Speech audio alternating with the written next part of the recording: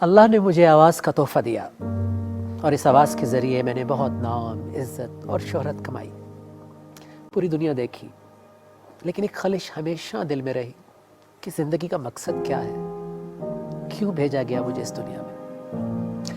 کیونکہ اگر مقصد یہی عزت، نام اور شہرت ہے تو پھر سکون کیوں نہیں مل رہا، چین کیوں نہیں مل رہا؟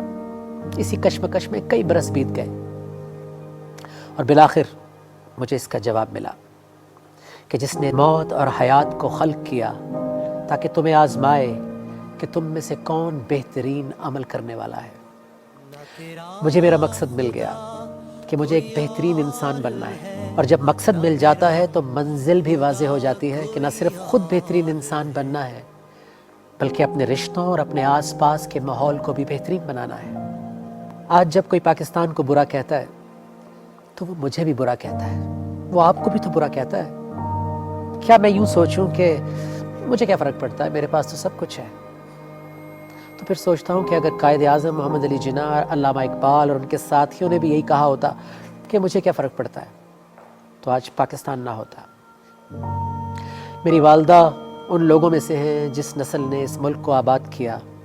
ہندوستان سے پاکستان اپنی جان ہتھیلی پر رکھ کر آئیں۔ بہت سارے لوگ تو پہنچے ہی نہیں، راستے میں شہید کر دیے گئے۔ کیوں؟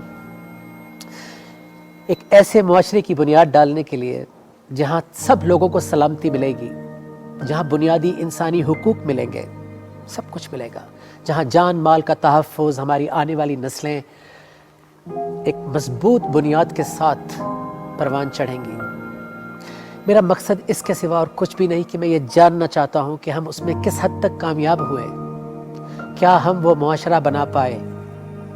آپ کا تعلق چاہے کسی بھی بیک گراؤنڈ سے ہو، کوئی بھی مذہب، کوئی بھی رنگ، کوئی بھی نسل، کوئی بھی زبان، کوئی بھی سیاسی پارٹی، میں آپ کے پاس آؤں گا، میں آپ کو دعوت دوں گا، میں بلاؤں گا بچوں کو، بڑوں کو، اساتذہ کو، ایکسپرٹس کو، لا میکرز کو، حکومتی نمائندوں کو، اور پوچھوں گا ان سے۔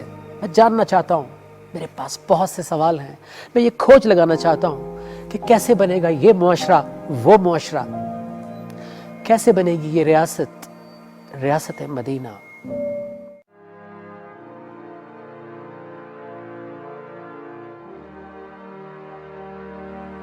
جب ایمان تمہارے پاس ہو، اللہ کی رضا بھی ساتھ ہو، تو پھر پرواہ نہیں، رکنا نہیں، جھکنا نہیں، گھبرانا نہیں۔ آندھی آئے یا طوفان، مشکل میں ہو جو اپنی جان،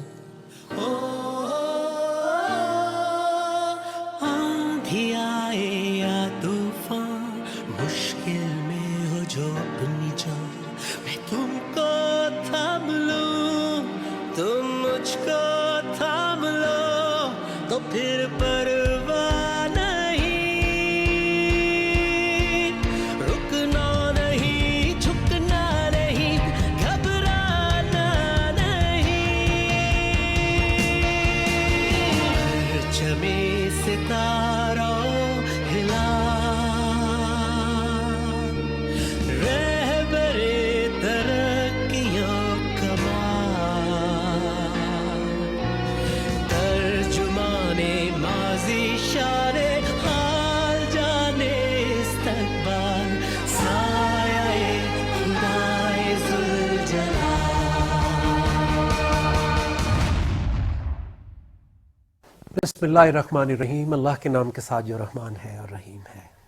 ناظرین، اللہ قرآن حکیم میں اپنے نبی صلی اللہ علیہ وآلہ وسلم سے فرماتے ہیں، سورہ مریم اس کی آیت نمبر 97 میں کہ فَإِنَّمَا يَسَّرْنَاهُ بِلِسَانِكَ فَإِنَّمَا يَسَّرْنَاهُ بِلِسَانِكَ لِتُبَشِّرَ بِهِ الْمُتَّقِينَ وَتُنذِرَ بِهِ قَوْمًا لُدًّا، اور بے شک ہم نے اس کو یعنی قرآن حکیم کو تیری زبان سے آسان بنا دیا تاکہ تو متقین کو اس سے خوشخبری دے اور جھگڑالو لوگوں کو اس سے وارن کر یا متنبہ کر۔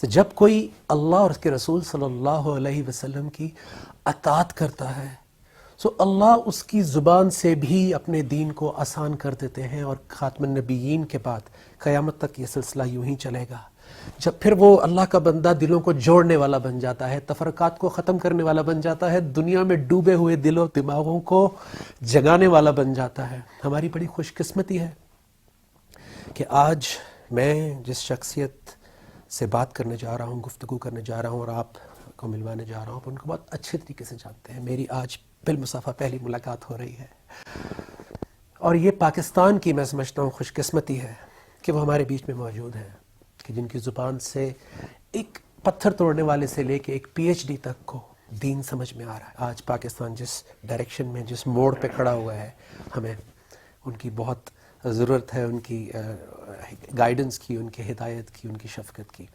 آپ سمجھ گئے ہوں گے مولانا طارق جمیل صاحب ہمارے ساتھ ہیں۔ السلام علیکم۔ جی وعلیکم السلام ورحمۃ اللہ وبرکاتہ۔ جو میرے دل میں تھا میں نے ایمان کے ساتھ بولا ہے، میں نے کچھ اس کی تیاری نہیں آپ کی کی تھی خاص، محبت کیونکہ آپ کی جو خدمت ہے اس کے بارے میں میں کتنا بھی بولوں وہ کم ہوگا، لیکن بہت سارے سوالات ہیں۔ میرے پروگرام کا نام ہی بنیاد ہے، اور بنیاد ایک انسان کی بھی ہے، ایک مسلمان کی بھی ہے، اور ایک ملک و قوم کی بھی ہے۔ میں تھوڑا ان تمام ایسپیکٹس پہ بات کرنا چاہتا ہوں، لیکن سب سے پہلے میں آپ سے یہ پوچھنا چاہتا ہوں کہ یہ آپ کا جو جنریٹر ہے یہ کہاں ہے؟ کہ انرجی کبھی بھی میں نے لو نہیں دیکھی، کوئی بھی بیان ہو کہیں پہ بھی ہو، ایک ہی کرنٹ، ایک ہی انرجی، ایک ہی پازیٹیوٹی۔ تو یہ آپ کا جنریٹر کہاں ہے؟ مجھے بھی بتائیں، کیونکہ ہم سٹرگل کرتے ہیں کبھی کبھی کہ وہ تقویٰ، وہ ایمان اور وہ برقرار رہے۔ یہ کیسے ہوتا ہے؟ بسم اللہ الرحمن الرحیم، والصلاة والسلام علی رسولہ الکریم وعلی آلہ واصحابہ اجمعین۔ ساری طاقتوں کا منبع تو اللہ ہے، شیراز میاں۔ تو یہ اللہ کی طرف سے ہے، اس کی مہربانی ہے، اس کی عطا ہے، اور میں زیادہ اللہ کو ہی بولتا ہوں۔ تو اللہ کی دعوت میں بذات خود ایک انرجی ہے واہ، جو آپ کو پاور دیتی ہے، پتہ ہی نہیں چلتا ہے کہ میں کتنی دیر بول گیا ہوں، چونکہ اللہ کے سوا ہر چیز کہیں سے شروع ہوتی ہے اور کہیں جا کے ختم ہو جاتی ہے۔ اللہ نہ اس کی ابتدا ہے نہ اس کی انتہا ہے، جتنا بولتے جائیں۔ جب اللہ نے مثال دی لو کان البحر مدادا لکلمات ربی، واہ، اگر سمندروں کو سیاہی بنا دو۔ پھر دوسری آیت میں کہا کہ وَلَوْ أَنَّ مَا فِي الْأَرْضِ مِنْ شَجَرَةٍ أَقْلَامٍ، درختوں کو قلم بنا دوں۔ ہمارے ذمہ نہیں لگا ہے کہ بناؤ، میں بنا دوں گا۔ وَالْبَحْرُ يَمُدُّهُ مِنْ بَعْدِهِ سَبْعَةُ أَبْحُرٍ، 7 سمندر کو سیاہی بھی وہ بنائے گا۔ کہتا اب تم لکھو مجھے، اف، فَمَا نَفِدَتْ كَلِمَاتُ اللَّهِ وَلَنَفِدَ الْبَحْرُ قَبْلَ أَن تَنْفَدَ كَلِمَاتُ رَبِّي اف، وَلَوْ ختم نہیں جِئْنَا بِمِثْلِهِ مَدَدًا۔ تو میں اللہ کی ذات کو جتنا بولتا ہوں مجھے خود انرجی ملتی ہے کہ اللہ کے نام میں ہی طاقت ہے۔ دیکھا نا، حدیث مشہور ہے کہ والذی نفسی بیدہ لو جیء بالسماوات السبع والارضین السبع وما فیہن وما بینہن وما تحتہن وما فوقہن فوضعن فی کفۃ المیزان۔ اللہ کے سوا جتنی کائنات ہے ایک ترازو کے پلے میں رکھ دو، وہ لا الہ الا اللہ فی کفۃ اور لا الہ الا اللہ ایک اتنی سی پرچی پہ لکھ کے دوسرے پلڑ میں رکھ دو، لرجحت بہن لا الہ الا اللہ، تو لا الہ الا اللہ ان سب کو ایسے ہوا میں اڑا دے گا۔ تو کوئی مقابلہ اللہ نے میرا رخ اس طرح پھیر دیا۔ ایک ہے اللہ کی ذات کے بارے میں مسائل بتانا، یہ شرک ہے، یہ شرک ہے، یہ توحید ہے، یہ کر رہے ہیں لوگ۔ میں صرف اللہ کو بولتا ہوں کہ اللہ کون ہے، قرآن سے بتاتا ہوں اف، کہ اللہ کیا ہے۔ یہ میری انرجی ہے۔ اللہ کو ایکسپیرینس کیسے کریں نوجوان؟ کیونکہ 10-15 سال سے میں روز آن لائن بات کرتا ہوں نوجوانوں سے، بچے بچیاں، ان کو انٹلیکٹ ہے، ذہانت ہے، سمجھ آتی ہے، ان کو آیت بھی سمجھ آتی ہے، ان کو حدیث بھی سمجھ آتی ہے، لیکن جو پریکٹیکلی ایکسپیرینس کرنا ہوتا ہے کہ ان کو ٹیسٹ ایک دفعہ لگے تو صحیح، وہ ٹیسٹ کبھی کبھار نہیں کر پاتے ہیں، ڈائیورٹ ہو جاتے ہیں، پرعزم جو عزم چاہیے ہوتا ہے وہ نہیں رہتا. تو یہ ایکسپیرینس کیسے کریں، کہاں سے سٹارٹ کریں، سرا کہاں سے پکڑیں کہ ایک دفعہ اللہ کا ایکسپیرینس تو ہو، جو جسم و جان کے اندر جو ایک کپ کپی آتی ہے، جو رونگٹے کھڑے ہوتے ہیں، جو اکیلے میں آنسو نکل آتے ہیں، یہ کیسے ایکسپیرینس کریں اللہ کو؟ انما المؤمنون الذين اذا ذكر الله وجلت قلوبهم وجلت قلوب. واذا تليت عليهم آياته زادتهم ایمانا واہ، وعلى ربهم يتوکلون. یہ 3 گر اللہ نے بتائے ہیں کہ اگر مجھے ٹیسٹ کرنا ہے واہ، تو میرے تذکرے کرو، دل نرم ہوں گے. اور پھر اس میں اگر اضافہ چاہتے ہو تو قرآن میں اپنے آپ کو لگاؤ. اور پھر دنیا کے کاروبار زندگی میں میرے اوپر بھروسہ کرو، پیسے پہ پھسل نہ جاؤ، تو ٹیسٹ آ جائے گا. ذکر سے سٹارٹ کرنا پڑے گا. ہاں، یہ مشقت ہے، جی جی جی، یہ ایفرٹ، مشقت کا ہے. ٹائم دینا پڑے گا. دیکھا نا، چھوٹی سی پی ایچ ڈی ہوتی ہے، آپ نے ایک سبجیکٹ میں کچھ لکھنا ہوتا ہے، تو پہلی سے پی ایچ ڈی تک کتنے سال لگتے. تو اللہ کو میں محسوس کروں، یہ بہت بڑا، محنت کی بات بہت ہے. بڑی بات ہے. دنیا کی سب سے بڑی دولت ہے کہ آپ اللہ کو محسوس کرنے لگ جائیں. جاننے سے وہ زندگی پہ اثر انداز نہیں ہوتا، محسوس کرنے سے اثر انداز ہوتا. واہ واہ، وہ جو ہے کہ یحول بین المرء و قلبی، کہ اللہ حائل ہو جاتے ہیں انسان اور اس کے قلب کے بیچ میں، اس کے لیے بغیر محنت جی تو دیکھیں نا، والذین جاہدوا فینا لنہدینہم سبلنا.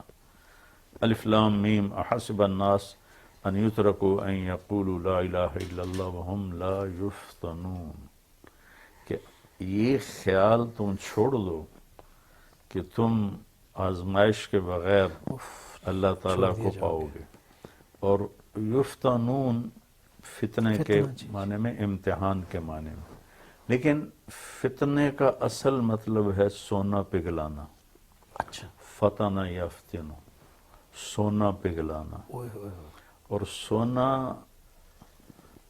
آگ سے پگھلتا ہے اور پھر اس کی کھوٹ نکلتی ہے. سونے کو پگھلانا اور اس کی کھوٹ نکالنا. میں نے ایک دفعہ ایک سونار کے پاس بیٹھ کے سارا پروسیس دیکھا. اسی وجہ سے مجھے فتنے کا مطلب سمجھ میں آیا کہ وہ پانی بن جاتا ہے اور اس میں جو کھوٹ ہوتا ہے وہ کالا کالا سا اوپر آ جاتا ہے. اس کو وہ الگ کر دیتے ہیں اور سونے کو الگ کر کے ٹکیا بنا کے اوپر مہر لگا دیتے ہیں. تو کچھ چیزیں پانی سے دھل جاتی ہیں، جیسے کپڑے ہیں، فرش ہے. کچھ چیزوں کے اندر ڈیپ جو چلی جاتی ہے گندگی، جیسے دھاتیں ہیں، تو پھر وہ پانی سے نہیں دھلتی، وہ آگ سے دھلتی ہیں. تو ایسے ہی انسان کے ڈیپ میں ایک گندگی اوپر ہے. جیسے میں نے ابھی صبح نہایا، جمعے کا دن تھا، میں نے کہا نہا لوں، نئے کپڑے پہنے ہیں، تو میرے جسم پہ جتنی گندگی تھی دھل گئی. لیکن جو میرے اندر ہے اس کو پگھلانا پڑے گا، مجاہدے کی آگ سے پگھلانا پڑے گا، تو پگھل کے وہ صاف ہوگا. سبحان اللہ. یہ آپ نے بہت خوبصورت بات بتائی اور میں نے یہ پہلے کبھی نہیں سنی تھی. اچھا جی، نہیں سنی تھی کہ فتنہ یہاں تک اس کو ڈیپ آپ دیکھ سکتے ہیں. فتان ہم نے کہتے اس کو ہیں صرف سونار کو. اوپر دیکھا. جی جی سونار کو فتان کہتے ہیں، گولڈ سمیتھ سونار ہم کہتے ہیں. جی جی. تو اب تو وہ جوہری کہتے ہیں آج کل کی عربی میں، لیکن اصل ہے اس کا لفظ فتان.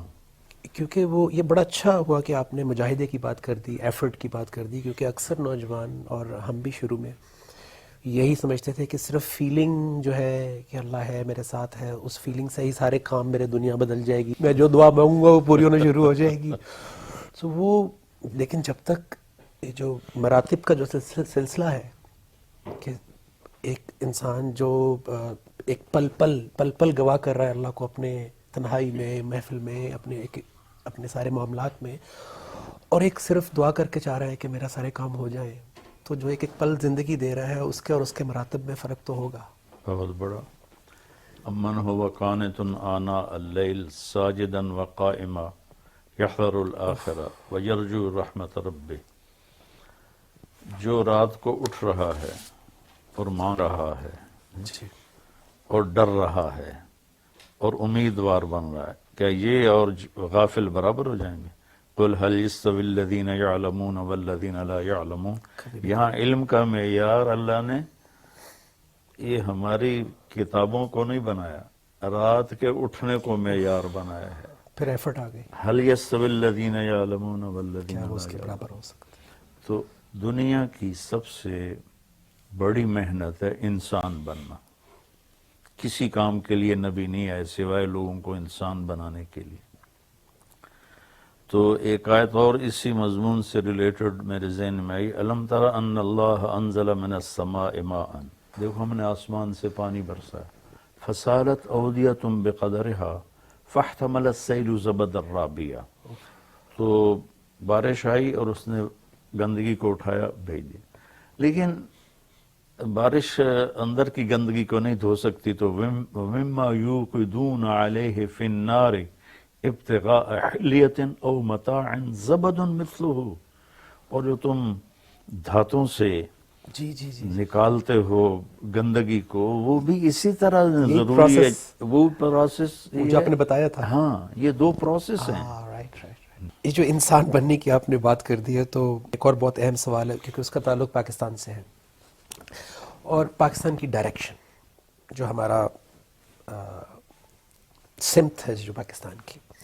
سو ہماری جو بنیاد، وہ ہم بچپن سے آج بھی سارے اسٹوڈنٹس اسکولوں میں پڑھ رہے ہیں، کالج میں پڑھتے ہیں. دو قومی نظریہ ہمیں پڑھایا گیا کہ ایک ملک ہوگا جہاں پر انصاف، جان مال کا تحفظ ہوگا، وہاں پہ وہ فلاحی مملکت ہوگی، مساوات ہوگی، سب کو ایکول رائٹس ملیں گے. تو ٹھیک ہے، ایک نئے ملک کے لیے بہت بڑی بات تھی کہ وہ ابھی تو خود اپنے پاؤں پہ کھڑا نہیں ہوا اور وہ سب چیزیں دے گا اپنے. اور ملک نیا تھا، لیکن دین تو نیا نہیں تھا، اسلام تو نیا نہیں تھا. تو پھر یہ کیا ہوا؟ انگریز کا آنا خود مسلمانوں کے زوال کی علامت، صحیح. بہت بڑی علامت. بنگال ایسٹ ویسٹ کو ملائیں، ایسٹ بنگال ویسٹ پاکستان سے بہت بڑا بن جاتا ہے. صرف 250 انگریزوں نے مقامی فوج کو پیسوں پہ، لوگوں کو پیسوں پہ خرید کر انہی سے لڑا کے بنگال فتح کر لیا. اور جو راجے مہاراجے بن گئے تھے، راجواڑے بن گئے تھے. واجد علی شاہ کی 500 بیویاں تھیں، جو اودھ بہت بڑی ریاست تھی اودھ، 500 بیویاں تھیں اس کی، 250 کلکتہ میں، 300 لکھنؤ میں. تو ایسے ہی ہندو سکھ جو راجے تھے، تو عوام اس الناس علی دین ملوکہم ایک محاورہ ہے کہ لوگ اپنے بادشاہوں کے دین پر ہوتے ہیں. بالکل.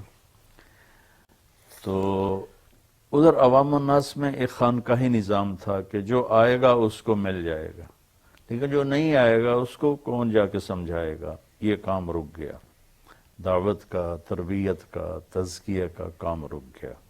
اور خاص طور پر پھر جب تقسیم ہوئی تو یہ جو پنجاب ہے، مغربی پنجاب، اس میں بہت زیادہ جہالت تھی، چونکہ ہم لوکل ہیں، مائیگریٹڈ نہیں ہیں. اچھا. تو یہاں جہالت کی انتہا تھی، تربیت نہیں ہوئی. تو اس علاقے میں سندھ اور بیک ورڈ تھا، بلوچستان اور بیک ورڈ تھا، کہ اس طرف علماء کا کوئی نہیں تھا خیال اور اس طرف کوئی محنت نہیں تھی. تو ایک قیمتی ہیرا نادانوں کے ہاتھ میں آ گیا. لیکن اس کے بعد ہم اگر آج پر آ جاتے ہیں، اور جو 75 ایئرس جو گزرے ہیں، تو آج میڈیا ہے، سوشل میڈیا ہے، ایک لمحے میں بات پہنچ جاتی ہے. چلے میں اس سوال پہ بات پہ آتا ہوں، لیکن میری ایک پرسنل، آج آپ سامنے ہے تو کوئری ہے، وہ آپ دور کر دیں گے میری جو ایک وہ ہے پھانس، کہ ایک لائن کی ایک آیت ہے کہ افلا یتدبرون القرآن، کیا یہ لوگ قرآن میں تدبر نہیں کرتے ہیں؟ ام علی قلوب اقفالها، یا ان کے دلوں پہ تالے پڑے ہیں. تو کیا 75 ایئرز میں ہم ایک لائن بھی نہیں پہنچا سکے؟ بہت آج بڑا بھی 99% لوگ نجم صرف میاں، ثواب کے لیے پڑھتے ہیں. بہت بڑا نقصان ہوا ہے جو امت قرآن سے ہٹ گئی جی اور نبی کی زندگی سے ہٹ گئی. جی. قرآن کی عظمت اور اہمیت ممبر سے بٹھانی تھی نا کہ بھئی قرآن پڑھو. اب تو ہر زبان میں ترجمے ہیں اور کوئی کتاب اٹھانے کی بھی ضرورت نہیں، ایک چھوٹا سا موبائل ہے، کلک کرو آپ کو ہر ترجمہ ملتا ہے. سب مل جاتا ہے. تو اس پر نہ علماء نے زیادہ زور دیا، فقہی مسائل میں الجھ گئے، جی. پھر فرقہ واریت میں الجھ گئے. تو جب ٹرینڈ ایک ایسا بن گیا تو جو اہل دل تھے اور اہل قرآن تھے، جو قرآن ان کو سننے والے ہی کوئی نہ رہا. یہ ایک بہت بڑے شوق سے سن رہا تھا زمانہ، ہم ہی سو گئے داستاں کہتے کہتے. تو سنانے والے اگر سناتے تو لوگ سنتے. اللہ کے رسول صلی اللہ علیہ وسلم جو شکایت کر رہے ہیں اللہ سے کہ قال الرسول یا ربی ان قوم اتخذوا اتخذوا هذا القرآن مہجورا. تو جب ہم سب امید لگا کے بیٹھے ہوئے ہیں اللہ کے رسول صلی اللہ علیہ وسلم کی شفاعت سے، اور اللہ کے رسول جو ہے وہ شکایت کر رہے ہیں کہ انہوں نے قرآن کو پکڑا مگر چھوڑ دیا، تو کیا اس وقت لوگوں کے لیے سمجھنا بہت ضروری ہے، خاص طور پہ جو نوجوان سن رہے ہیں. بھائی دیکھیں نا، اندھیرے کے علاج سوائے روشنی کے اور کچھ نہیں. واہ. تو اب یہ اندھیرا ہے، اس کو ہم روشنی دیں گے تو یہ دور ہوگا، ویسے تو دور ہوگا نہیں. رات کے اندھیروں کو اللہ تعالیٰ سورج کی روشنی سے دور کرتا ہے، ایک کرن نکلتی اور اندھیرے چھٹ جاتے ہیں. ایسی دلوں پہ بھی اندھیرے، کلا بران علی قلوبہم ما کانوا یکسبون، دلوں پہ اندھیرا چھا جاتا ہے نافرمانی کی وجہ سے. اس کا علاج قرآن ہے کہ قرآن کو ڈیپلی، ترجمے موجود ہیں، اور وَلَقَدْ يَسَّرْنَا الْقُرْآنَ، آسان کر دیا اللہ تعالیٰ نے. ہاں جہاں کہیں کوئی مشکل پیش آئے، جس عالم سے وہ رکھتا ہے اپنی عقیدت، اس سے جا کے پوچھ لے. صحیح. قرآن سے ہٹیں. والدین اسکول کی فیس دیتے ہیں 50,000 روپے مہینہ ایک بچے کی، اور جو قاری پڑھانے آتا ہے اس کو 1500 دیتے ہیں. تو وہ کتنا پڑھائے گا 1500 میں؟ اور بچے اس میں کتنے کو پھر دلچسپی لیں گے؟ پہلا قصور ماں باپ نے کیا کہ بچوں کو قرآن سے دور رکھا. اور ہمیں بھی ہمارے بچپن میں والدین نے ہمارے مسجد کے حافظ جی سے قرآن پڑھا دیا، پھر کہتے ہیں قرآن تو پڑھا دیتا ہے، ہن تو بندہ بانا. تو مجھے تو پتہ ہی نہیں تھا کہ میں نے پڑھا کیا. تو جب کوئی جیسے آپ خود یہ اندھیروں میں شمع جلا رہے ہیں اور بہت سالوں سے، اور آپ روشنی لا رہے ہیں لوگوں کی زندگیوں میں، ظاہر ہے اس میں بہت ایٹ ٹائمز ہمارا بھی دل دکھا بہت دفعہ، جب آپ اندھیرے کو ہٹا رہے ہوتے ہیں تو اندھیرے سے پھر بہت سارا کرٹیسزم بھی آتا ہے. اور مجھے بڑی خوشی ہوئی کہ آپ نے میں شروع میں جب قرآن زندگی میں آیا تو میں نے وہ یاد کی تھی کہ وَعِبَادُ الرَّحْمَنِ الَّذِينَ يَمْشُونَ عَلَى الْأَرْضِ هَوْنًا وَإِذَا خَاطَبَهُمُ الْجَاهِلُونَ قَالُوا سَلَامًا. تو وہ قَالُوا سَلَامًا آپ نے اتنی خوبصورتی سے، میں نے اس کو لائیو دیکھا براڈ کاسٹ ہوتا ہوا. میں نے پہلے پڑھا تھا اور کچھ زندگی میں شاید تھوڑا بہت کیا بھی ہوگا کبھی نہ کبھی کہیں، جتنی اللہ نے توفیق دی، لیکن آپ نے تو اس کو 70 mm پہ اور سیٹلائٹ پہ بھی کیا قَالُوا سَلَامًا. اور اس سے خوبصورت، حالانکہ لوگوں کا بڑا دل وہ تھا، لیکن اس کے بعد پھر سب کو سمجھ میں آئی ہوگی کہ آپ نے تو فتنہ فساد کے اوپر ایک مٹی ڈال دیا. جی جی. تو اب اسی طرح وزیر اعظم عمران خان، وہ جب انہوں نے یہ ویژن، میں تو کہوں گا ریوائیو کیا، کیونکہ بنیاد تو تھی ہی ہماری فلاحی ریاست، کوئی ریاست مدینہ، ہمارا کوئی پہلا تعارف تو نہیں ہے اس سے، پاکستان تو اسی بیس پر بنا تھا. لیکن بہت دل دکھتا ہے جب کوئی اس کو بدقسمتی سے اس کو تانا بنا کر کہتا ہے کہ ایسی ہوتی ہے ریاست مدینہ، بجائے کہ وہ اس کی اینٹ بنے خود کہ میں نے کیا کیا اس ریاست مدینہ کے لیے، میں نے بھی تو کلمہ پڑھا تھا. سو آپ کے دل پہ کیا بیتتی ہے جب لوگ ریاست مدینہ کو ایسے کیجولی موک کرتے ہیں یا اس کا مذاق اڑاتے ہیں؟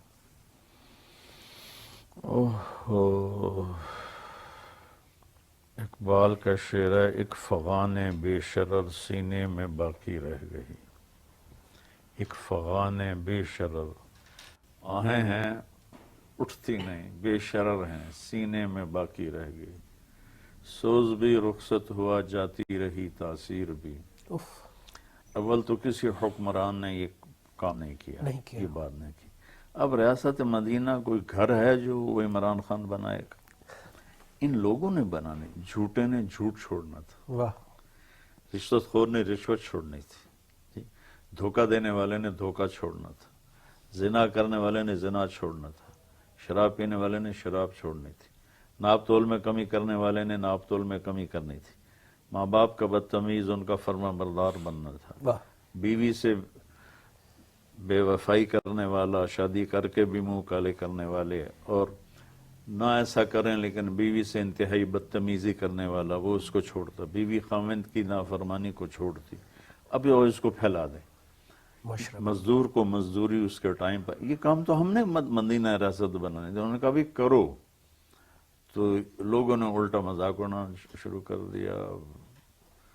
تو اس میں تو مجرم ہے ہم سارے, اس کو تو اجر مل رہا ہے, اس کو تو اجر مل رہا ہے کہ وہ کہہ رہا ہے کہ ہم ریاست مدینہ پر اس کو لانا چاہتے ہیں. اللہ ان کی تو نیت اگر وہ نہیں بھی لا سکا تو اس کو اللہ اجر دے گا.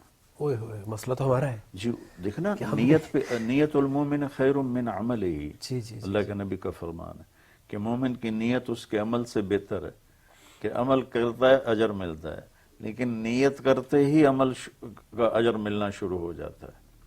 نیت جو جب میں یہاں سے مسجد کی طرف جاتا ہوں تو یہیں سے مجھے نماز کا اجر ملنا شروع ہو جاتا ہے. تو وہ تو نیت کر رہا ہے, کھپ رہا ہے, اس کو تو اجر ملا. میرا کوئی سیاسی وین کوئی نہیں ہے, میں سب کی قدر کرتا ہوں, نہ میں پی ٹی آئی سے ہوں, نہ میں نون لیگ سے ہوں, نہ میں کافی لیگ سے ہوں, نہ میں پیپل پارٹی سے ہوں, نہ میں وہ جمعیت علماء اسلام سے ہوں, نہ میں جماعت اسلامی سے. میں سب رہنمائی چاہتے ہیں. تبلیغ میری جان ہے, تبلیغ میری پہچان ہے, میں سب سے ملتا ہوں, دعوت دیتا ہوں, لیکن دیانتداری کی بات تو کرنی چاہیے. جی بالکل. کہ اگر اس نے ایک اچھی چیز ہمیں کہی تھی تو ہم شروع کرتے, سچ بولتے, جی.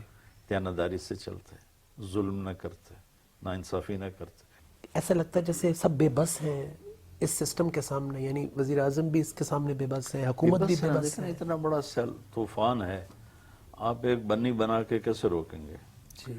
جب عوام سے ظلم شروع ہوتا ہے کہ جھوٹا کیس, جھوٹی ایف آئی آر کٹواتے ہیں, ظلم تو یہاں سے شروع ہوتا ہے, پھر پولیس وہ ایف آئی آر قبول کرتی ہے, پھر ظلم یہاں پہنچتا ہے, پھر وکیل اس کو پروٹیکشن دینے کے لیے اپنی فیس کی خاطر جھوٹ لڑتا ہے.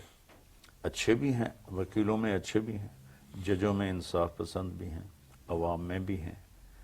ظلم کو ظلم کیوں کہتے ہیں؟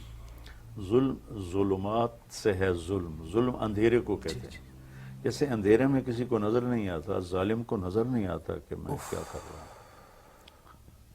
تو ظلم تو عوام سے شروع ہے.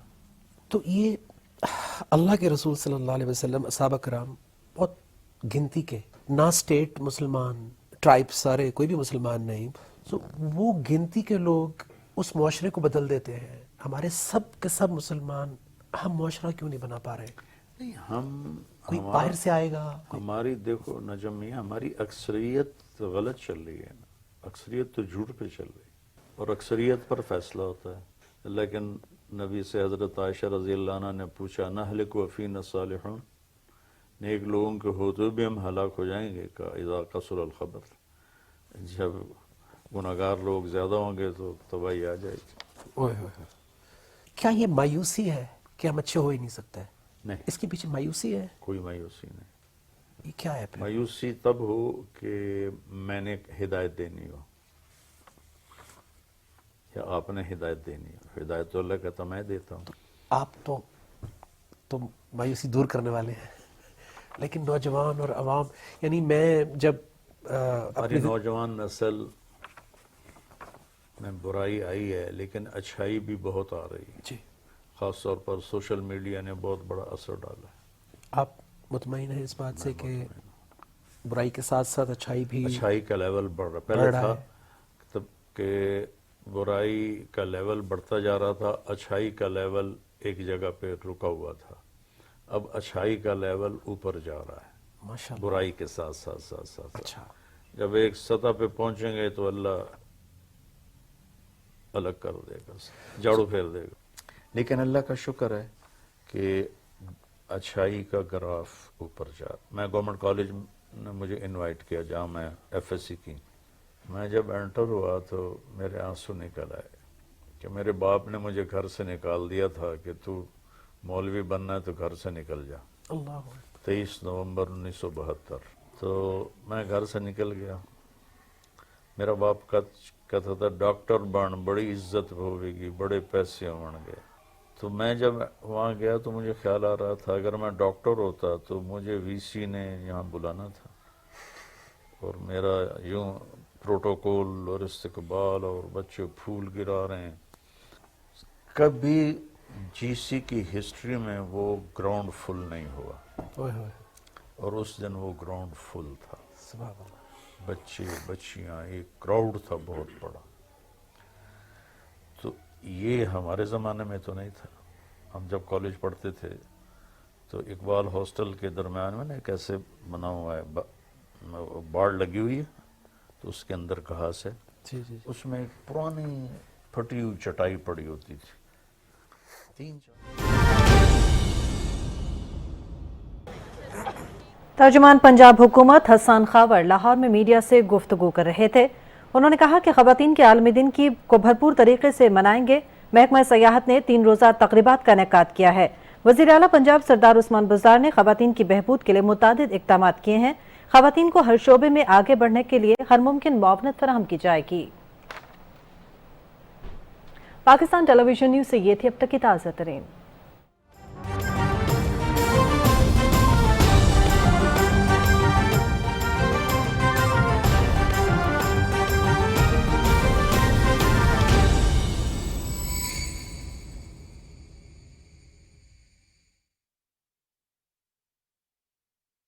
جب ہم کھانے سے فارغ ہوئے تو میں نے ان کے وارڈن سے کہا کہ میں نے یہاں کبھی نماز نہیں پڑھی تھی جب میں یہاں تھا، آج میں یہاں نماز پڑھنا چاہتا ہوں. میں نے اچانک کہا. 40-50 لڑکے باوضو تھے میرے ساتھ شریک ہو کے، وہاں ہم نے نماز پڑھی. تو بہت چینج ہے. تو پھر یہ نوجوانوں میں جو اینٹی ڈپریسنٹ، ہر دوسرا تیسرا نوجوان، ہم نے کبھی نام بھی نہیں سنا تھا جب ہم چھوٹے تھے. جی بالکل، ہمیں تو پتہ ہی نہیں تھا ڈپریشن کیا تو ہوتا یہ اینٹی ڈپریسنٹ، شادی سے پہلے اینٹی ڈپریسنٹ، شادی کے بعد ریلیکسنٹ. اچھا، بچیوں کو شادی کا پریشر، والدین کو شادی کی جلدی، اور پھر غلط فیصلے. ہر روز آپ تو بہت زیادہ ایکسپوجر ہے آپ کا، لیکن جو میں دیکھتا ہوں ہر روز یہی کیسز. ایسا ہی حال ہے. تو یہ شادی تو لتسکنوا الیہا مودہ و رحمہ، یہ تو سکون، محبت، رحمت تھا. تو یہ کیا بنا دیا ہم نے؟ دیکھیں، میں ایک حدیث پڑھ رہا تھا، اللہ کے نبی نے فرمایا کہ انصار مدینہ بڑے اچھے لوگ ہیں. جب کسی کی بیٹی کو لے کر آتے ہیں دلہن بنا کے گھر، تو اس کو احساس ہی نہیں ہوتا کہ ماں باپ کے گھر ہوں یا سسرال کے گھر ہوں. اتنا اس سے اچھا سلوک کرتے ہیں. ہمارا ہندی معاشرہ ہے، ہمارے اندر جو اسلام آیا عبادت کی حد تک آیا. معاشرت کو چینج کرنے والے اسلام کے لیے زیادہ پسینہ بہانے کی ضرورت تھی، علماء کو بھی اور صالحین کو بھی، اور خود اپنی ذات کو بھی. چونکہ ہر انسان اللہ تعالیٰ کی بارگاہ میں جواب دہ ہوگا، اور نہ جاننا کوئی عذر نہیں ہوگا. صحیح. ما جاءنا من بشیر ولا نذیر، تو یہ کوئی عذر نہیں ہوگا. اچھا، تو یہ میں چاہتا ہوں کہ تھوڑا سا آپ شادی کے اوپر، کیونکہ یہ سب سے بڑا پرابلم ہے اس وقت. ایسا لگتا ہے جیسے اس سے بڑا کوئی مسئلہ نہیں ہے اس وقت ملک و قوم کا، کہ یہ جو ہمارا جو سٹائل ہے، کیونکہ اللہ کے رسول صلی اللہ علیہ وسلم نے تو بڑا واضح کہا تھا کہ جمالوہا مالوہا حسبوہا دینوہا. جب آپ کرنا تو آپ دین دیکھنا. جبکہ جو اس وقت ایک ریت چلی ہوئی ہے کہ جلدی اور عمر نکل جائے گی، اور اس میں پھر غلط فیصلے، پھر بیٹا صبر کرو. اب ہر صبر کا پھل تو میٹھا نہیں ہوتا، رانگ نمبر بھی لگ جاتا ہے. یہ جو پورا ایک مارکیٹ جو بن گئی ہے، معذرت کے ساتھ جن کا یہ بزنس ہے، لیکن ایک مارکیٹ سی بن گئی ہے کہ وہ ایک ان کو اپنی وہ دی جاتی ہے کہ ہمیں اس طرح کا. پھر وہ 5 لوگ آ کے ایک بچی کو دیکھتے ہیں، تو پھر وہ جاتے ہوئے کوئی کامنٹ کر دیتے ہیں کہ ذرا ہائٹ چھوٹی ہے، رنگ کالا ہے، ناک تھوڑا سا ایسے ہے، ہمارے بیٹے کو لمبے بال پسند ہیں.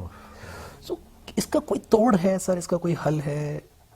ایک تو یہ ہے کہ دین واقعی اتنا عام ہو جائے گھروں میں کہ سب کو یہی اس سمجھ کا میں ہو، توڑ ہے. یا کوئی 20 کویسچنز بھیجے جائیں کہ لڑکی پہلے بھیجے کہ بھئی پہلے اس پہ پورے اترو پھر گھر آنا. کیا اس کا کچھ آپ والدین کو کچھ ایڈوائز کریں کہ اس کا کوئی تو ایسا حل ہو کہ اس کی تضحیک نہ ہو، اس کا. ہمارے رسم و رواج ہیں ہندی، اچھا اسلامی نہیں ہیں. جہیز کے مطالبے کرنا ہمارے ہاں عام ہے کہ لڑکے والے لڑکی والوں سے کہتے ہیں یہ ہونا چاہیے، یہ ہونا چاہیے. گاڑی بڑی چاہیے، چھوٹی نہیں چاہیے. بڑی گاڑی ہے. ابھی چند دن پہلے میری اپنے عزیزوں میں اس نے بتایا کہ ہم نے ڈولی دی، بہت کچھ دیا، تو اس لڑکے نے ان کی بیٹی کو گھر بھیج دیا کہ گاڑی لے کر آؤ پھر میرے گھر میں آنا. تو ایک یہ پستی کی انتہا ہے. اور دوسرا، والدین بچے کو بتاتے نہیں کہ لڑکی کے ساتھ زندگی کیسے گزارے، جی جی جی جی اور لڑکی کو بتاتے نہیں کہ پرائے گھر جا کے زندگی کیسے گزارے. صحیح. اللہ نے جتنی آیات اس رشتے کے لیے اتاری ہیں اف. والدین کے لیے نہیں اتاری، صحیح. بچوں کے لیے نہیں اتاری، رشتہ داروں کے لیے نہیں. چند آیات. اور کسی رشتے کو اللہ نے اپنی نشانی نہیں کہا کہ یہ میری نشانی ہے. زمین آسمان کو کہتا ہے کہ میری نشانی ہے. صرف ایک رشتے کو اپنے نشانی کہا کہ من آیاتی ہی، من آیات، اور جمع کا لفظ ہے میری بہت بڑی نشانی ہے، ان خلق لکم من انفسکم ازواج، کہ ہم نے تمہارے لیے جوڑا بنایا. لتسکنوا الیہا. کسی رشتے میں اللہ نے نہیں کہا سکون، ماں باپ میں، بھائیوں میں، بہنوں میں. الیہا صرف ایک ہی رشتہ ہے جہاں سکون ملے گا، اوئے ہوئے ہوئے. اور کسی میں سکون نہیں. محبت ہے، سکون نہیں. پھر جعل بینکم مودہ، ابتدائی دور محبت، ورحمہ آخری دور ایک دوسرے کے لیے ہمدردی، خیرخواہی. پھر آگے کا ان فی ذلک لآیات لقوم یتفکرون. یہ اتنا ڈیپ مسئلہ ہے کہ فکر کرنی پڑے گی. اور کرو گے تو سمجھ میں آئے گا، ویسے نہیں سمجھ میں آئے گا. اوئے ہوئے ہوئے. مطلب اس کو قوم کو اس کو سمجھنے کی ضرورت ہے کہ یہ ہے کیا، یہ رشتہ ہے لفظ کیا. نکاح آپ عرصے سے آنکھ کھولتے ہیں تو سنتے ہیں یہ فلانے دا نکاح پہ ہوں، فلانے دی دا نکاح ہو رہا ہے، یہ نکاح پہ آ جاؤ، رسم نکاح پہ آ جاؤ. عربی میں کوئی لفظ بے محل نہیں ہوتا. صحیح. ہم کہتے ہیں نا اور کوئی چائے شائے تو پلاؤ، شائے جیسا عربی میں کوئی نہیں. کوئی کھانا وانا تو لے آؤ، یہ وانا عربی میں کوئی نہیں. اسپیسیفک. عربی میں ہر لفظ معنی کے ساتھ، واہ واہ واہ. اور ہر جگہ اس کا جہاں استعمال ہو رہا ہے وہاں وہ ایک طریقہ بتا رہا ہے، اسلوب بتا رہا ہے. نکاح ہلکی بارش کا زمین میں جذب ہونا، اس کو نکاح کہتے ہیں. تیز نہیں، ہلکی بارش، کیونکہ ہلکی بارش زمین کے لیے، فصل کے لیے سونا ہوتی ہے، رائٹ. تیز بارش بہا کے لے جاتی. تو خاوند کے اچھے خوبصورت اخلاق، جو بیوی ایک زمین کی طرح نا اس سے نسل پیدا ہوتی، واہ. فصل ہوتی، اس کے اندر ایسے اتریں کہ وہاں سے پھر سکون بھی آئے، محبت بھی آئے، الفت بھی آئے. دوسرا نکاح کا مطلب ہے نیند کا غالب ہو کر آنکھوں کو بند کر دینا، آنکھیں اور نیند کا آپس میں باہم گلے مل جانا. واہ. خامد اور بیوی کے ایسے رویے جو دونوں کو آرام کی نیند سلائیں، پلز پہ نہ سلائیں، اس کو نکاح کہتے ہیں. تو پھر جب اس کی بیس شکل و صورت، جاب اور تنخواہ بن جائے گی تو پھر سکون، محبت اور رحمت تو کرائیٹیریا تو رہا ہی نہیں. بتایا نہیں نا جی، بس سارا مسئلہ تو یہ. میرے نبی نے زیادہ شادیاں کیوں کی؟ صرف زندگی سکھانے کے لیے. ایک ہستی 50 سال تک اپنے سے 15 سال کی بڑی عورت سے زندگی گزارتے ہیں، جی ٹھیک ہے، اور ان کے پہلے 2 نکاح ہو چکے ہیں، ایک منگنی ٹوٹی ان کی، تو ساری جتنی بھی نسبتیں عورت کی ہیں، ہر نسبت کو جوڑ کے زندگی نبھانا سکھایا. واہ واہ واہ واہ. سارے بس لگے ہوئے ہیں ان جھگڑوں پر جن کا آج کل یہ جو مناظرے کر رہے ہیں سوشل میڈیا پر. مجھے اتنا دکھ ہوتا ہے کہ یہ تلک امت قد خلت لہا ما کسبت ولکم ما کسبتم ولا تسألون عما كانوا يعملون. اوئے ہوئے. اللہ تعالیٰ کہہ رہا ہے وہ لوگ گزر گئے، جو کیا اس کا وہ صلہ پائیں گے، جو تم کرو گے اس کا صلہ تم پاؤ گے، اور ان کے بارے میں تم سے سوال نہیں ہوگا، کیا جائے گا، تم سے پوچھا نہیں جائے گا. اللہ اکبر. تو جس چیز کا مجھ سے سوال ہی نہیں ہونا قیامت کے دن نہ قبر میں، اس پہ لگے ہوئے ہیں، جو سینے چڑھائی ہوئی ہیں اور اتنی بدتمیزی کا مظاہرہ کر رہے ہیں. اچھا، جن عظیم شخصیات کے نام کے لیے ہم لڑتے ہیں، ہم ویسا ایک دن بھی نہیں گزارتے. ایک دن بھی ویسا نہیں گزارتا. اب جب لوگوں کو پتہ چلا کہ میں آ رہا ہوں آپ کا انٹرویو کرنے کے لیے، تو سب نے کہا کہ یہ بھی پوچھنا، یہ بھی پوچھنا، یہ بھی پوچھنا. سو یہ مہنگائی جو ہے، اس میں گورنمنٹ کا کتنا ہاتھ ہے اور عوام کا کتنا ہاتھ ہے؟ کیونکہ میں نے وہ دور بھی دیکھا سر اپنے والدین کو کہ جب ہر چیز گھر میں بنتی تھی، ہم نے شیمپو یوز نہیں کیا، بہت بعد میں کیا، ہم صابن سے بال دھوتے ہوئے بڑے ہوئے. ہمارے زمانے میں نیا آیا تھا، وہ بتاتا تھا کہ برش ایسے نہیں ایسے کرنا ہے. تو پاکستان اس سے پہلے منجن استعمال کرتا تھا. برانڈز کا کوئی لینا دینا ہی نہیں، تصور ہی نہیں تھا. لنڈے سے کپڑے لے کے جن کے باہر سے آتے تھے، میرے بھی والد صاحب ایک زمانے میں چلے گئے باہر، تو ہمارے بھی باہر سے آنے لگے. اس سے پہلے تو ہم والدہ لنڈے سے کپڑے لا کے اس کو آلٹر کر کے، سب نے زبردست انگلش کوٹس پہنے ہوتے تھے. تصویروں میں ہم دیکھتے ہیں یہ کوٹ کدھر سے آیا ملتان میں. سو اتنا سمپل پاکستان تھا. تو اب ہر بندہ برانڈ کانشیس ہے. سو یہ مہنگائی میں کیا ہمارا بھی ہاتھ ہے سر، عوام کا بھی ہاتھ ہے؟ ہم لگژری کے عادی ہو گئے ہیں، اور گورنمنٹ کا کیا رول ہے اس کے اوپر تھوڑا سا اگر آپ رہنمائی کرتے ہیں. اس دور میں مہنگائی نہیں تھی. آپ پچھلے اخبار اٹھائیں، نون لیگ کے دور میں پیپل پارٹی شور مچا رہی، مہنگائی ہو گئی، مہنگائی ہو گئی. پیپل پارٹی کے دور میں دیکھیں تو نون لیگ شور مچا رہی، مہنگائی ہو گئی، مہنگائی ہو گئی. کب مہنگائی نہیں تھی؟ اللہ اکبر. جب ایک دم ڈیمانڈ بڑھی اور سپلائی کم ہو گئی تو قیمتیں اپ ہو گئی. جی. اب اگر تیل $90 کا ایک بیرل ہو گیا ہے تو اب دنیا کے ملک کیسے اسے سستا کریں گے؟ جو تیل خریدتے ہیں وہ سب تیل کو مہنگا کریں گے. صحیح. ہمارے ہاں پام آئل باہر سے آتا ہے، وہ مہنگا ہو گیا ہے، تو اب جو کوکنگ آئل ہیں وہ سستے کیسے ہوں گے؟ ایک مثال دے رہا ہوں میں آپ کو.